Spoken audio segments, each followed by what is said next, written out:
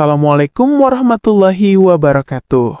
Bapak yang sudah berusia di atas 50 atau bahkan 60 tahun mungkin pernah merasa bingung dengan satu kebiasaan yang diam-diam masih dilakukan, yaitu masturbasi. Di satu sisi, ada rasa lega karena tubuh masih bisa merespons dengan baik.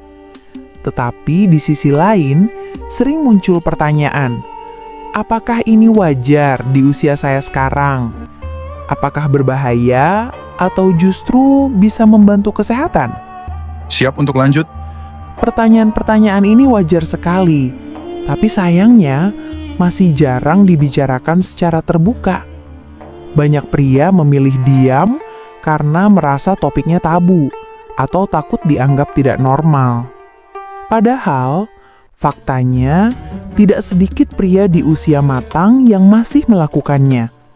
Namun, karena informasi yang jelas dan terpercaya sangat terbatas, akhirnya banyak yang hidup dengan kebingungan, bahkan kecemasan yang tidak perlu. Yuk, kita bahas di poin selanjutnya.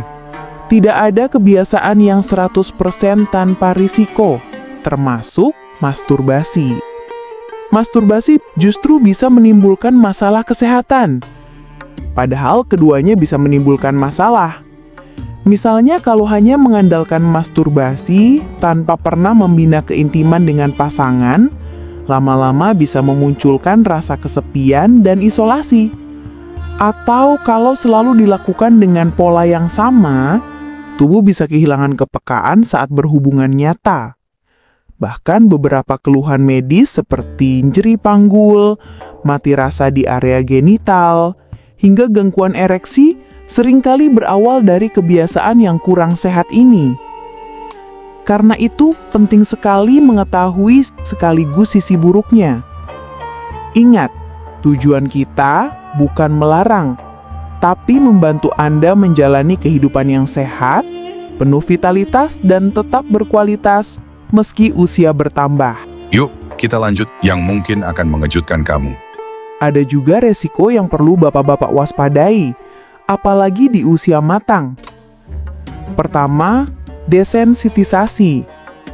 Jika tubuh hanya terbiasa dengan satu cara stimulasi, bisa jadi sulit merasakan rangsangan berbeda bersama pasangan. Kedua, resiko isolasi sosial.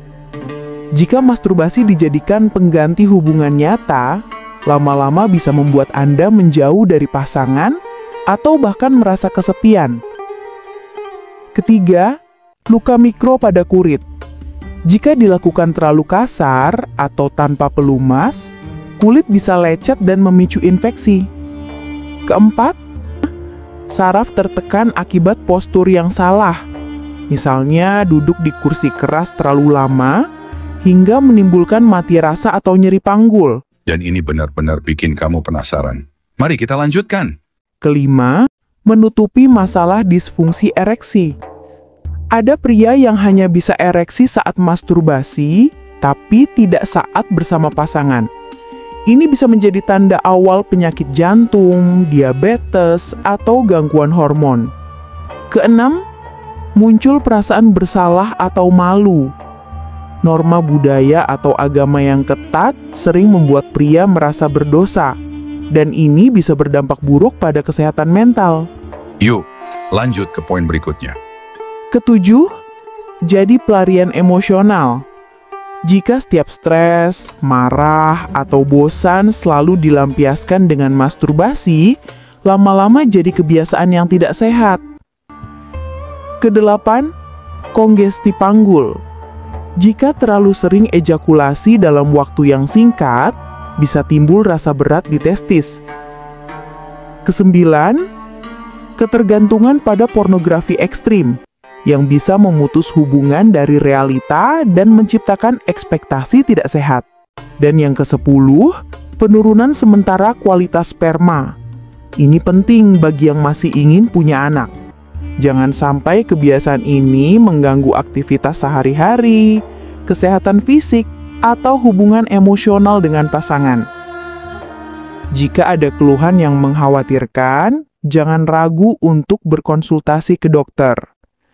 Ingat, Kesehatan seksual bukan hanya soal fisik, tapi juga mental dan emosional.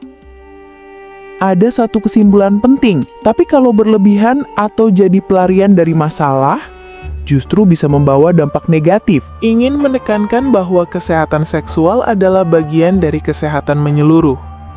Tubuh, pikiran, dan hubungan emosional saling terhubung. Jangan pernah merasa bersalah untuk mengenali tubuh sendiri, tapi juga jangan menutup mata dari tanda-tanda bahaya. Jika ada keluhan yang membuat ragu, jangan segan untuk berkonsultasi dengan tenaga medis. Saya ingin tahu, dari semua pembahasan tadi, poin mana yang paling membuat bapak-bapak terkejut atau baru Anda ketahui hari ini? Tulis jawaban Anda di kolom komentar, supaya kita bisa berdiskusi dan saling belajar.